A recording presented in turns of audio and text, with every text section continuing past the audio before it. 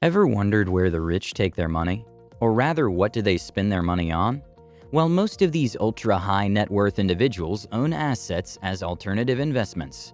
These are things poor people rarely put focus into, such as expensive wine, vintage cars, fine art, equity in private companies, and so on. On average, it's estimated that rich people have over 50% of their money invested on such assets. So, here are some of the places the genuinely rich keep and put their money. 11. Private and commercial real estate. Real estate remains a popular asset for the uber-wealthy. For over 200 years, investing in real estate has been a favorite investment to make money, and one of the best ways for the rich to build and maintain their wealth. The trend began with buying the main home and then other apartments, usually for rentals. After buying personal real estate, they started buying commercial real estate, such as office buildings, hotels, stadiums, and bridges. Statistics show that most rich people have a large real estate portfolio. Not only that, rich people tend to like exclusive real estate. This is the type of real estate that doesn't hit the market often. It's rarely used in order to make a big return. Instead, this may be some form of a historical building. As long as it maintains its value, the wealthy are happy. No poor person will see value in an old historic 17th century cottage. Instead, they would look for a residential home where they can live, forgetting that the historic building may have a great profit opportunity in the future. Also, the wealthy tend to focus on commercial properties such as shopping malls, bridges, and so on. This way, they're able to expand their investment portfolio and expand their income streams. 10. Cash and cash equivalents. Many, and perhaps most millionaires, are frugal. This does not mean, however, that they do not have the cash to go around. They're just extra keen on growing their wealth or spending it on the things that really matter. They do spend some on luxuries too, but the general rule is that they're mostly frugal. Many rich people store much of their money in cash or liquid cash equivalents. In this case, poor people do not have the luxury of walking around with a stack of cash. Rich people even have private bankers, who keep up with their asset portfolios as well. This means they do not have to queue in the checkout windows like other clients. Did you know that on average, millionaires have up to 25% of their money in cash? This is to compensate for the market downturn and make cash available as portfolio insurance. They're also interested in cash equivalents and financial products that are about as fluid as cash. Examples of cash equivalents are money market funds, certificates of deposit, commercial paper, and treasury securities. 9. Luxury goods such as rare whiskey, wine, and handbags. You'll be shocked that rich people do not purchase expensive luxuries simply because they have nothing better to do with their money. Real estate agent Knight Frank is among the people that shed a light on how profitable luxury goods such as rare whiskey can give you a fortune in returns. Rare whiskey reaches the pinnacle of the latest Knight Frank Investment Index, KFLII, revealing that China and the wider Asia-Pacific ultra-high net value individuals, UHNWI, are pushing the new rare whiskey market to dizzying heights. Handbags are also officially in the asset class. According to a new report, handbags last year was a much better investment than art. Art recorded a total return of 5% in 2019, but handbags increased by 13% and are number one in the year. If you know anything about handbags, you know that Birkins are the holy grail of handbags, and only the rich can afford a piece of this pie. If you're enjoying this video or learning something so far, you'll love the upcoming points. So do me a favor in the meantime and give this video a thumbs up. 8. Gold or silver. Back in the old days, trade was something common, especially the gold trade. It was the form of money that the wealthy used to prove high or royalty status. Not much has changed. Even though the poor would never even dream of keeping gold, the rich still use it as an asset, and gold has become a place for the wealthy to store their money. It makes sense, because gold will always have considerable value when paper currency is weak. History has shown us time and time again how the wealthy have survived by simply buying large amounts of this coveted metal. The good thing is there's a type of gold for everyone.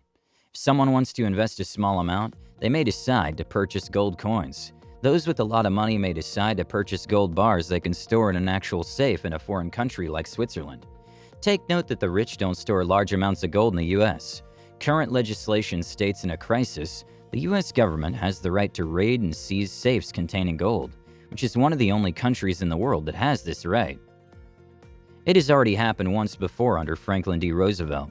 During a time of economic crisis, This is why the rich make a concerted effort to store much of their wealth offshore. Gold is desired because it's easy to purchase, and it will never go out of fashion. But more and more of the rich are looking towards other precious metals. Precious metals like titanium and platinum are used in the construction of many electronics, which makes them prized by businesses and governments all over the world. While not as popular as investing in gold, these precious metals are able to be used in a practical capacity.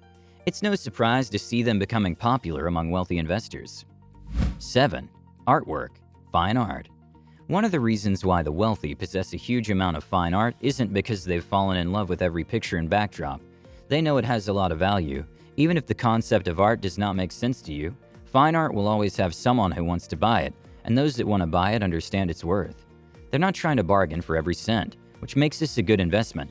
Poor people, on the other hand, may view art as a waste of money, and the money could have gone towards other more important expenses or use. However, the truth is that fine art has great resale value, especially limited edition art that's sought after. Many wealthy individuals are willing to splurge millions on fine art. Not only that, fine art can even go into the asset box and generate a passive income.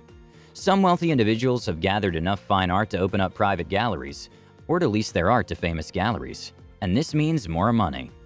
6. Private credit. Private credit is an asset class of privately negotiated loans and numerous other forms of debt financing from non-bank lenders. They can include, but are not limited to, small business loans, venture debt, consumer loans, invoice factoring, and various other forms of private debt. Most people do not have this type of asset financing because they simply do not qualify to get one. Rich people have it easier because most have a financial track record to show, as well as decent credit score history to back them up, unlike poor people. And this one example shows that the lack of money makes everything harder. 5. Speculative, cryptocurrency. Most people have not bought into this craze, but the rich love risk, especially risk that promises some high returns. It is estimated there are around 100,000 cryptocurrency millionaires out there, with the majority holding Bitcoin. The idea alone can challenge a poor person because cryptocurrency uses a lot of technology to handle, maintain, and transact, things that most poor people lack access to. The good part is that you do not have to stake so much in order to see some returns. More and more, cryptocurrency is becoming accepted as a legitimate investment that deserves a look when trying to accumulate wealth. 4. Rare or vintage cars. Millions of Americans are involved in car collecting, but not the type that poor people cling on to like old cars they drove in their teenage years. The old muscle car or British roadster you bought in college may still have a place of honor in your garage and see use as a weekend cruiser, but the rich see vintage cars more than just collectibles. They can be used as financial securities. A restored vintage Volkswagen Beetle or suicide door Lincoln Continental can be purchased for less than $20,000, driven lightly for years, and then sold for a probably modest profit. But what about high-end collectibles that cost 7 or 8 figures? They aren't for everyone, but rich individuals can use them to diversify their holdings, make money, and maybe even drive on occasion. The top index was up 33.78% for the year 2019, and more than 500% over the preceding 10 years, thanks to increasing global wealth chasing a limited number of super collectible cars. The S&P 500 was up 30.5% over the same period. Another classic car index is run by the insurance company Hagerty.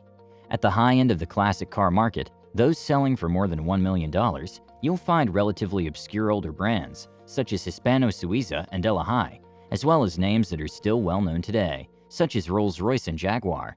Even brands not known for high-end exotics may become collectible. Toyota's TM Beautiful 2000 GT, built from 1967 to 1970, can command more than $1 million at auction. So if you have some change to spare, why not splurge on an oldie? It will make you some goldie in the future. 3. Public companies. Ultra-rich investors may hold a controlling interest in one or more major companies, but many of them hold a portfolio of only a few equity securities, while some are all about simplicity. They invest in index funds and dividend-paying stocks. They like the passive income from equity securities just like they like the passive rental income that real estate provides. They simply don't want to use their time managing investments. Stocks also have low management fees and excellent diversification. Of course, they're also interested in capital appreciation, but for some, that's less of a concern than generating current income. 2. Private equity and hedge fund. Unless you're a multimillionaire, you may not participate in a hedge fund or buy into a private equity fund. Public equity is well known since its shares trade on stock exchanges. One of its advantages is its liquidity. You can readily liquidate your public equity or shares of stock. Private equity funds, on the other hand, generally get their investments from large organizations, like universities or pension funds. Investors in private equity funds must be accredited investors with a specific net worth, usually at least $250,000. This amount already is more than what a poor person could have lying around. Accredited investors can be both individuals and organizations, but are defined by regulation. In other areas, private equity funds do not have to comply with as many regulations as public equity funds. If you're an accredited investor, some of the ultra-rich people will invest in private equity. Hedge funds are not the same as private equity. Hedge funds use pooled funds and pursue multiple strategies to generate above-average returns for investors. Hedge funds invest in everything that fund managers believe will generate the highest possible returns in the short term. 1. Alternative investments. As mentioned earlier, alternative investments top the assets rich people spend their money on. They can be lucrative investments such as fine art, expensive musical instruments, or rare books. Also, there are the ultra-rich that have investments in intellectual property rights, such as the rights to songs or movies. These can be very lucrative investments. As you've figured out, the rich have many different investment philosophies, so it's difficult to generalize concerning where they keep their money. However, all of them mentioned are legitimate investments for such individuals. Since they have a desire for a reduction of their risk, many prefer diversified investment portfolios. Remember, you can combine more than one of these investments to enhance your wealth. Well guys, that's all we have for you today. If you're new here, go ahead and subscribe for more content like this. With that said, have a great day, and I'll see you in the next one.